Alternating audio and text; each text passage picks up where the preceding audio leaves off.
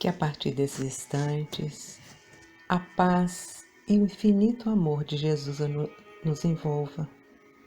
Vamos acalmar a nossa mente, o nosso coração, para podermos sentir a presença dos nossos benfeitores espirituais.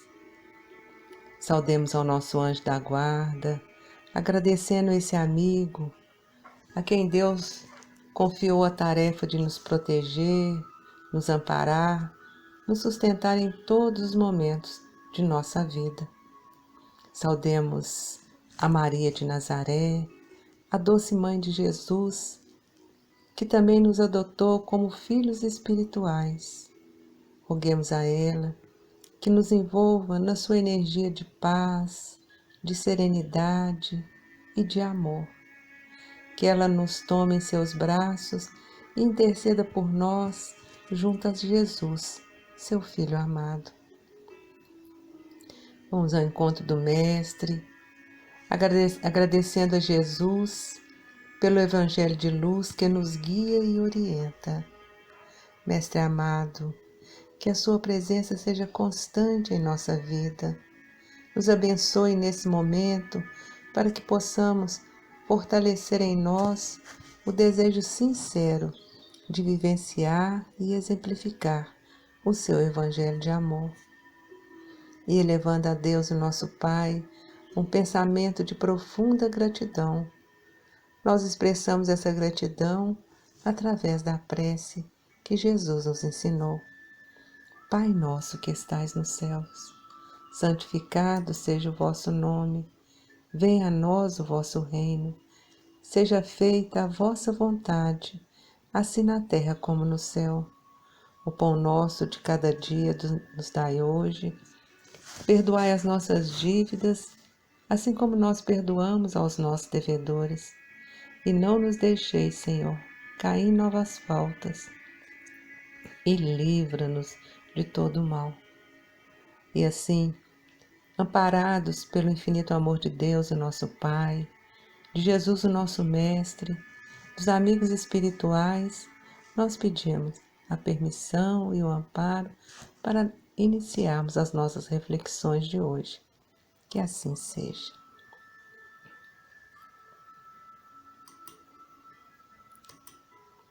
Quando ouvimos numa família a morte levar os mais moços antes dos mais velhos, muitas vezes se dizem: Deus não é justo, sacrifica um que está forte, que tem um grande futuro e conserva os que já viveram longos anos. Deus leva os que são úteis e deixa aqueles que não servem para nada. E muitas vezes perguntam: onde está a bondade de Deus? Uma vez que parte o coração de uma mãe, levando a inocente criatura que fazia toda a sua alegria. Naturalmente, o corpo inerte de uma criança ou de um jovem, na plenitude da vitalidade física, que representava um mundo de esperanças e alegrias para a família, arranca lágrimas de expressão, de inconsciente revolta contra tudo e contra todos, às vezes até contra a bondade suprema do nosso Pai Criador. Isso é compreensível, porque esse instante é de dor, a dor gera sofrimento, e o sofrimento, por sua vez, ele gera desequilíbrios.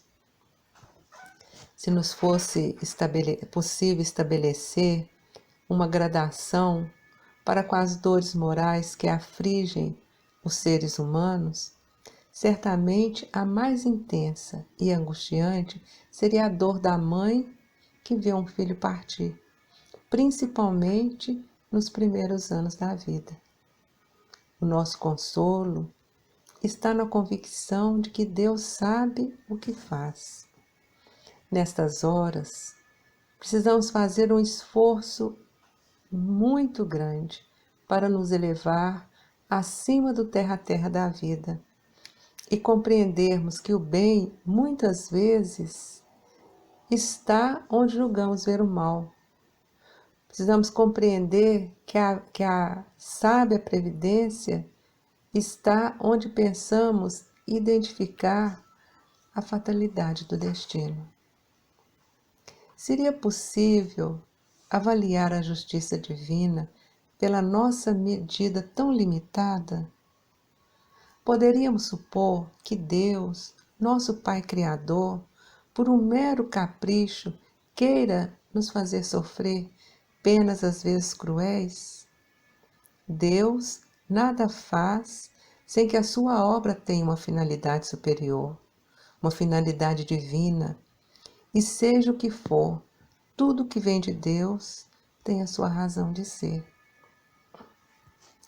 Na Bíblia, nós encontramos um exemplo bastante significativo, o exemplo de Jó, o patriarca judeu, que após ver morrerem todos os seus filhos, 7 rapazes e 3 moças, após perder todos os seus bens, ele que fora muito rico, proclamou convicto: Deus me deu, Deus tirou, bendito seja o seu nome. A questão é que raros de nós guardamos essa fé como a de Jó.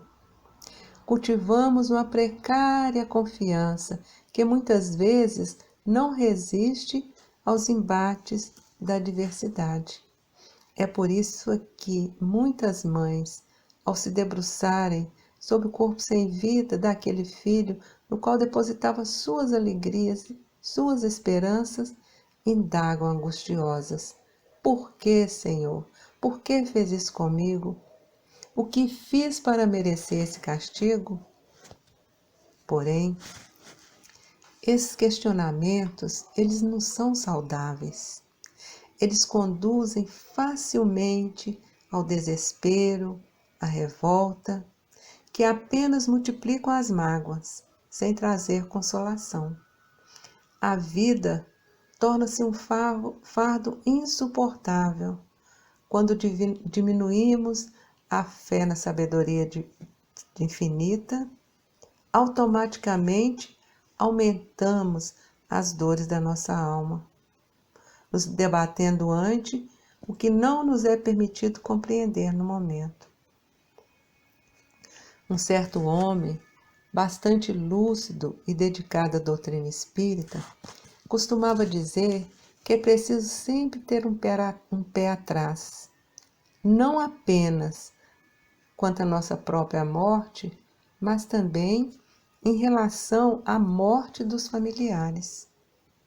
E ele parecia adivinhar que seria chamado a esse testemunho, pois seu filho, jovem, inteligente, empreendedor, com um futuro brilhante pela frente, faleceu repentinamente.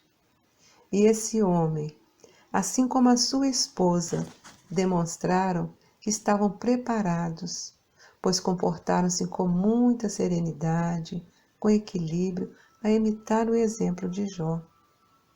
Esse ao pé atrás na vida é para não nos desequilibrarmos nas trombadas com a morte. É a postura abençoada quando o entendimento da vida espiritual alicerça a fé. A morte não existe.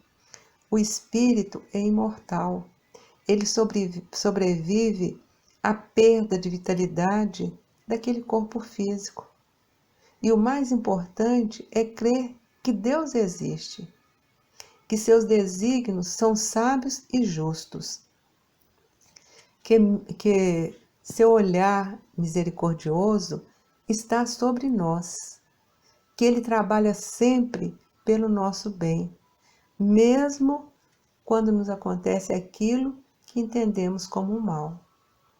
As leis divinas, elas jamais se equivocam e elas são imutáveis. Elas não se desgastam e nem se alteram sobre a ação do tempo ou das circunstâncias, muito diferente do que se verifica com as leis humanas, que reflete naturalmente as condições e os interesses de uma ou de outra época. Nós ainda nos encontramos condicionados à visão limitada da vida terrestre. Não compreendemos os mecanismos e os processos de reajustamento de que se revestem as leis divinas. Não compreendemos que essas leis são terapêuticas. Elas trazem a cura para a nossa alma. A doutrina espírita nos oferece a possibilidade de ampliar nossa visão, nosso entendimento, de uma forma mais objetiva, mais clara, sobre as realidades espirituais. E isso pode nos consolar nesses transes dolorosos. Através de mensagens, os benfeitores espirituais nos esclarecem que as mortes prematuras jamais estão em desacordo com os desígnios divinos. Algumas vezes, elas constituem provação ou expiação para aqueles que de alguma forma não souberam valorizar em outras experiências encarnatórias os patrimônios da maternidade ou da paternidade. Porém, não significam castigos de Deus. São oportunidades de aprendizado, são terapias para as doenças da alma. Quando Allan Kardec perguntou aos espíritos qual a utilidade para o espírito de uma encarnação cujo corpo morre poucos dias ou pouco tempo depois de ter nascido, os espíritos responderam: aquele ser não tem ainda consciência plena da sua existência. Assim, a importância da morte é quase nenhuma para ele. O que nesses casos ocorre, no caso de mortes prematuras, é uma prova para os pais. E ao espírito? O que acontece com o espírito na morte prematura? Normalmente, o retorno desse espírito é tranquilo. O que complica a readaptação à pátria espiritual é o apego à vida, o cultivo de ambições, vícios, paixões. E esse espírito ainda não tem esses comprometimentos. É alguém que iniciou o seu despertar para a jornada física, que ainda não se envolveu inteiramente com ela, e será mais facilmente acolhido e amparado pelos mentores espirituais ou por familiares já desencarnados. A grande dificuldade dos que partem nessa condição é a reação dos que ficam, os pais, os parentes, os amigos. Questionamentos, desespero, inconformação são focos pestilentos de vibrações desajustadas que ferem aquele que está desencarnando, causando-lhe aflições, desajustes, porque nos primeiros tempos da vida espiritual, aqueles que desencarnam tendem a permanecer psiquicamente ligados à família. Chico Xavier recebia muitas mensagens daqueles espíritos que haviam desencarnado nos primeiros anos de vida ou da juventude.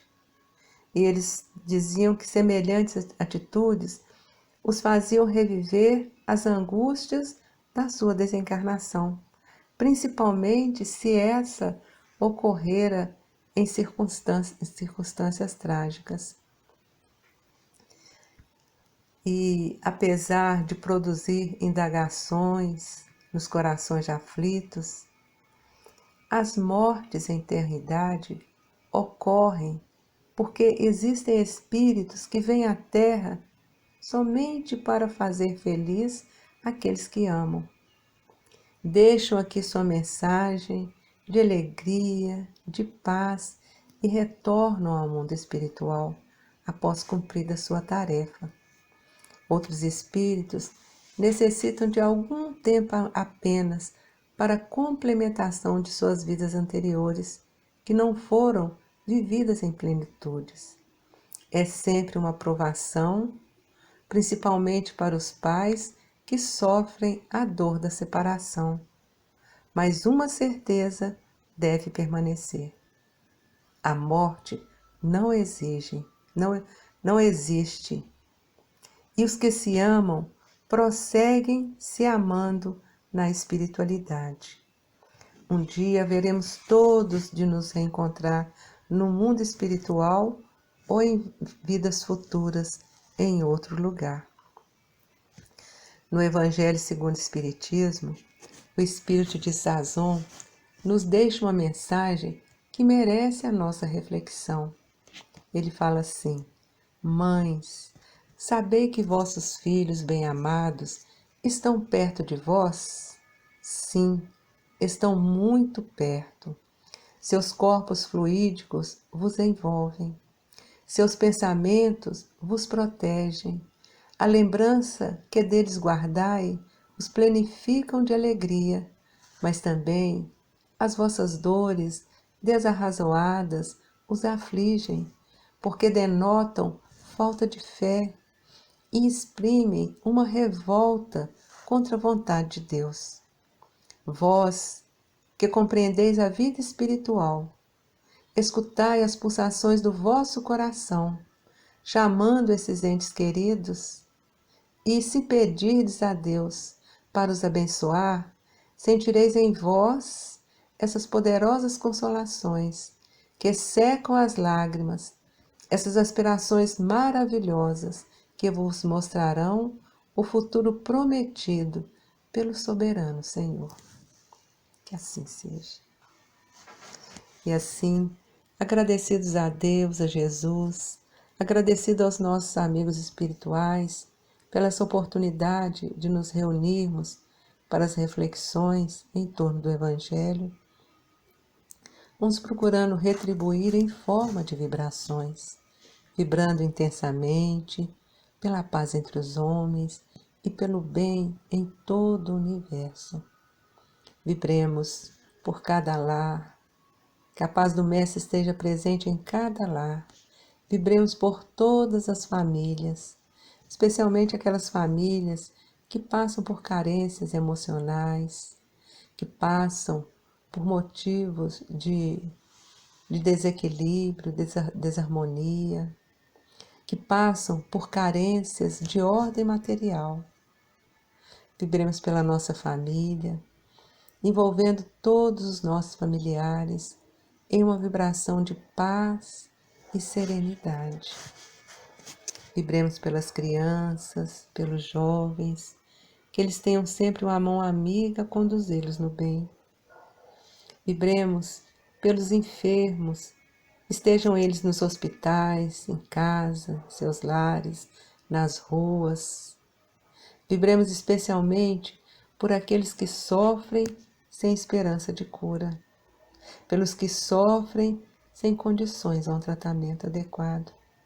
E roguemos aos médicos do espaço que possam levar a cada um deles a medicação para o alívio das dores físicas e das dores da alma. Vibremos por todo aquele que se encontra encarcerado, sejam os encarcerados do corpo, mas também os encarcerados da alma, preso no mundo do vício, da prostituição, no mundo do crime, os encarcerados nas obsessões, nas depressões, nas doenças mentais. Vibramos por aqueles que por opção ou por necessidade vivem em situação de rua, que eles possam alcançar a condição de uma moradia digna. E vibremos por todo aquele que nesse dia se encontra abandonado, solitário, sem fé, sem esperança, necessitando de paz. Se nos for permitido, que possamos vibrar por nós mesmos, pelos nossos familiares e vamos deixando a vibração em aberto para que a espiritualidade possa levá-la onde se fizer mais necessário nesse dia. Graças a Deus, que Jesus nos abençoe.